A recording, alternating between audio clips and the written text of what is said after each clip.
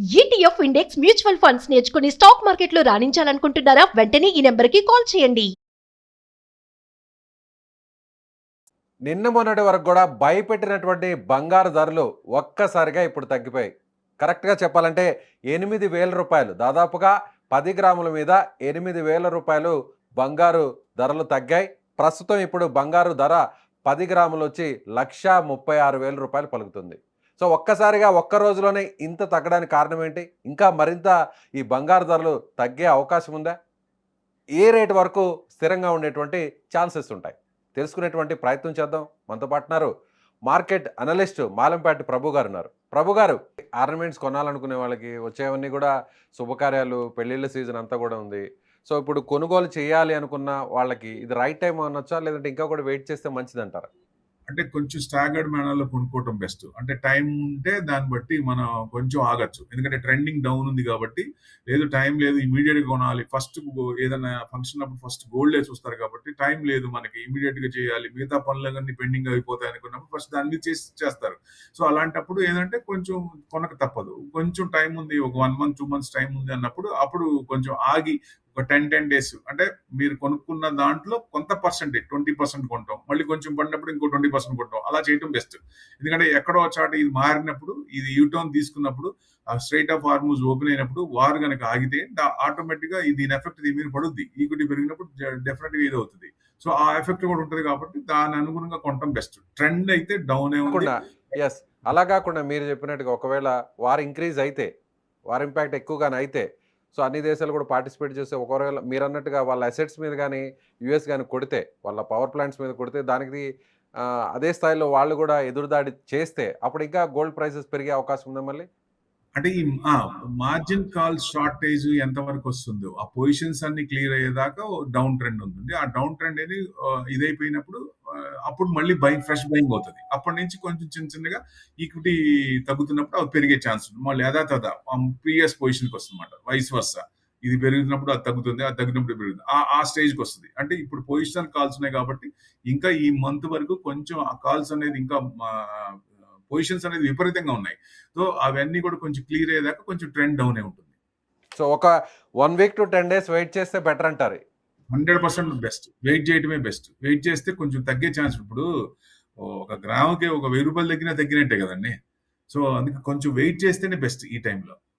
So ఎవ్వరు ఊహించని విధంగా ప్రస్తుతమేమో వారు హోరాహోరీగా జరుగుతుంది, ఇంకా కూడా గోల్డ్ ప్రైసెస్ హైక్ అవుతాయని అందరూ కూడా అనుకున్నారు. కానీ అనూహ్యంగా గడిచినటువంటి ఒక 2-3 రోజుల నుంచి చూస్తే భారీగా బంగారు ధరలు తగ్గుతున్నాయి. ఇంకా కూడా తగ్గే అవకాశం ఉందంటారా? అండి డౌన్ సైడే ఉంది. జనరల్గా ఏంటంటే ఈక్విటీ మార్కెట్ పడ్డప్పుడు ఇట్స్ బ్లాక్ మండే. ఇవాళ 1,500 పాయింట్లు అంటే 1,600-1,700 పాయింట్లు సెన్సెక్స్ అంటే ఇట్స్ బ్లాక్ మండే అనుకోవచ్చు. యుఎస్ మార్కెట్స్ 10% అబోవ్ ఉన్నాయి. అంటే వాళ్ళకి 10% అబోవ్ ఉంటే కరెక్షన్ లో లెక్క. So down trend. మనది 20% అంటే డౌన్ ట్రెండ్. అంటే మనకి 13.5 ఇవాళ పర్సెంటేజ్ చూసుకుంటే ఇంకొక 2% 15% దాకా పడింది. 20% అబోవ్ అంటే డౌన్. జనరల్ గా ఈక్విటీ ఇబ్బంది పడ్డప్పుడు అసెట్ క్లాస్ లో గోల్డ్ పెరగాలి. ఎప్పుడు రీసెంట్ గా అన్ని చూసాం. కానీ 4-5 days నుంచి మార్కెట్ పడుతుంటే గోల్డ్ పడుతుంది, మార్కెట్ పెరుగుతుంటే గోల్డ్ పెడుతుంది. ఎందుకని? మెటల్స్ ఫాలో అవుతున్నాయి. ఎందుకని అంటే మెయిన్ ఇప్పుడు లాస్ట్ జనవరిలో దాదాపుగా 26,000 కోట్లు గోల్డ్ ఈటీఎఫ్ లో వచ్చినాయి డబ్బులు. ఇన్వెస్ట్మెంట్ చేశారు దాంట్లో. అంటే అది కాకుండా మళ్ళీ రిటైల్ ఈటీఎఫ్ ఇవన్నీ గోల్డ్ విపరీతంగా పెరిగింది. సో ఇప్పుడు ఈక్విటీ మార్కెట్ ఇబ్బంది పడుతున్నప్పుడు ఎవరైతే మార్కెట్ ప్లెడ్జ్ చేసుకున్నారో హెడ్జ్ చేస్తారు. ఇక్కడ 10 లక్షలు అనుకోండి, దీన్ని హెడ్జ్ చేసి ఎక్స్పోజ్ తీసుకొని పొజిషన్స్ తీసుకుంటారు. అదొక point. So margin trading calls ఉంటాయి. మార్జిన్ ట్రేడింగ్ కాల్స్ అది కొంచెం షార్ట్ ఇదవుతున్నప్పుడు తీసేస్తారు కదా. అందుకని అప్పటిదాకా ఉన్నది మళ్ళీ మార్జిన్ కట్టకపోతే మొత్తం పోయినట్టే, ఎవాపరేట్ అయినట్టే. సో ఆ ప్రాబ్లం వస్తుంది. సో అందుకని ఎక్కువ మార్జిన్ కాల్స్ వస్తున్నాయి కాబట్టి కొంచెం ప్రాఫిట్ బుకింగ్ గోల్డ్ లో ఈటీఎఫ్ ఇంకా సిల్వర్ లో కానీ బాగా ఇది చేస్తారు. ఎందుకంటే ఇది ఎస్ఎట్ క్లాస్ లో ఈక్విటీ పడ్డప్పుడు అది పెరగాల. పడుతుందంటే this is the main cause. ఒక రకంగా చూస్తే హెడ్జ్ ఫండ్స్ లో కూడా విపరీతంగా ఉంటుంది, గోల్డ్ లో కూడా విపరీతంగా పెట్టారు. మరి వాళ్ళందరూ మరి కింద కొన్న వాళ్ళందరూ ఈ రీసెంట్ అంతా పెరిగింది కదా గోల్డ్, మరి పెరిగిన ప్రాఫిట్ బుక్ చేసుకోవాలి కదా. సో ఇప్పుడు ఈ రకంగా ఫోర్సబుల్ గా మార్జిన్ కాల్స్ వల్ల చేస్తున్నారా అంటే దట్స్ ఎ మెయిన్ తీసుకోవచ్చు. దానివల్లే తగ్గుతోంది. సో మళ్ళీ చిన్నగా మళ్ళీ కొంచెం సెంట్రల్ బ్యాంక్స్ ఎక్కువ చేస్తాయి. అవేమి వాళ్ళందరికీ ఇప్పుడు మంచి అవకాశం. ఇంకా తక్కువ రేట్లు వస్తాయి అని చెప్పి మళ్ళీ కొంట మొదలు పెడతారు. సో ఎక్కడ బై చేస్తారు కాబట్టి. సో చిన్నగా మళ్ళీ ఇదవుతుంది. లో లెవెల్స్ ఎంత వరకు వచ్చి ఏమో పడిపోతుంది కదా, 1,00,000 వరకు వస్తుందా అంటే 1,00,000 వరకు వస్తుందా అంటే ఇదే కంటిన్యూ అయితే రావచ్చు. కంటిన్యూ అయింది. ఈక్విటీ మార్కెట్ డెడ్ ఎండ్ ఇచ్చారు. రేపు 5 వరకు ఏది స్ట్రైట్ ఆఫ్ హార్మూజ్ ఓపెన్ చేస్తే మీకు ఏం ప్రాబ్లం ఉండదు. ఓపెన్ చేయకపోతే మేము అసెట్స్ మీద మీ మీ అసెట్స్ మీద లేకపోతే వాటి మీద అంటే పవర్ ప్లాంట్స్ మీద అటాక్ చేస్తామని చెప్పాడు ఆయన. సో రేపు 5 పిక్చర్ ఏంటి, సినారియో ఏంటి, రేపు ఎటు తిరుగుతుంది, డీఎస్కలేషన్ అవుతుందా, ఎస్కలేషన్ అవుతుందా? ఎస్కలేషన్ అప్పుడు మరి అవి ఇంకా ఇదవుతుంది కాబట్టి ఇంకొంచెం తగ్గే ట్రెండింగ్ డౌన్ ఏ ఉన్నాయి. మెటల్స్ కొంచెం ఇంకా తగ్గే ఛాన్స్ లో ఉంటది. ఫ్రెష్ ఎంట్రీ అయితే కొంచెం ఆగచ్చు ఎవరైనా సరే.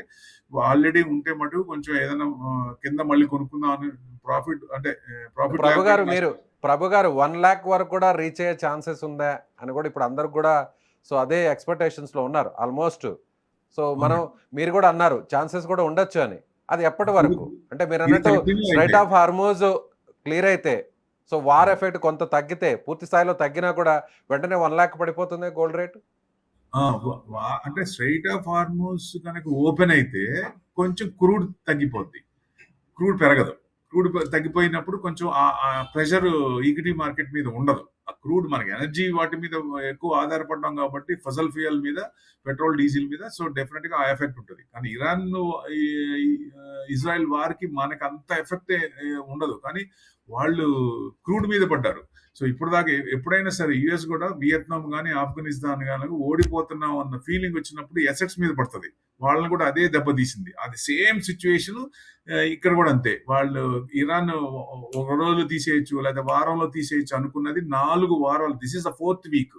అంటే కంట్రోల్ కావట్లేదు. ఈయన చెప్పిన దానికి రిటాలియేషన్ ఇంకా ఎక్కువ ఉంటుంది. వాళ్ళు ఎక్కువ చేస్తున్నారు. సో కంట్రోల్ కావట్లేదు. ఆయన అభిమన్యుడు లాగా లోపలికి వెళ్ళాడు, బయటికి రావడం తెలియట్లేదు ట్రంప్కి. ఎట్లా వారిని ఎలా ఆపాలో తెలియట్లే. సో సొల్యూషన్ అనేది రేపు సాయంత్రం ఒక వార్నింగ్ ఇచ్చాడు. అంటే ప్రెషర్ వాళ్ళ మీద పెట్టి బయటకు వద్దామని ఉద్దేశంతో. అసలు ఏమవుతుందని వాళ్ళైతే ఎక్కడ తగ్గట్లా, అసలు తగ్గేదేలే అంట ముందుకు వెళ్తూనే ఉన్నారు.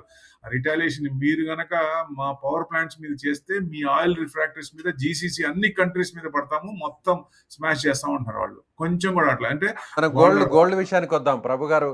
సో 1,80,000 వరకు నింది సరిగ్గా ఒక 25 days బిఫోర్, అంటే వార్ స్టార్ట్ అయ్యేటువంటి ముందు. సో ఒక్కసారిగా ఇప్పుడు దాదాపుగా 40,000 రూపాయలు, అంటే 40 నుంచి 50,000 రూపాయల వరకు తగ్గింది. సో అంటే ఇప్పుడు వారు పెరుగుతున్నటువంటి క్రమంలో ఇంకా కూడా ప్రైజెస్ హైక్ అవుతాయని అందరూ కూడా భావించారు. మార్కెట్ అనలిస్టులు కానీ, ఫైనాన్షియల్ అడ్వైజర్స్ కానీ, ఎకనమిస్టులు కానీ అందరూ కూడా అదే ఆలోచించారు. బట్ అనూహ్యంగా మార్కెట్లో మిగతా షేర్స్ అన్నీ కూడా ఎలా పడిపోతున్నాయి, ఇప్పుడు గోల్డ్ షేర్స్ కూడా అలా పడిపోవడానికి మెయిన్ రీజన్ ఏంటంటారు?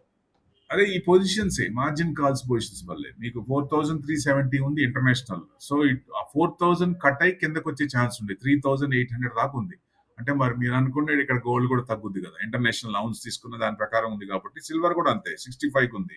అది కూడా ఇంకా కొంచెం తగ్గే ఛాన్స్లే కనపడుతుంది ఇంటర్నేషనల్ లౌన్స్. సో మెటల్స్ 10,000 నుంచి ప్రస్తుతం 2,11,000 పడిపోయింది. దాదాపు 15,000 రూపాయలు ఒక్క రోజులోనే తగ్గింది. అవునండి.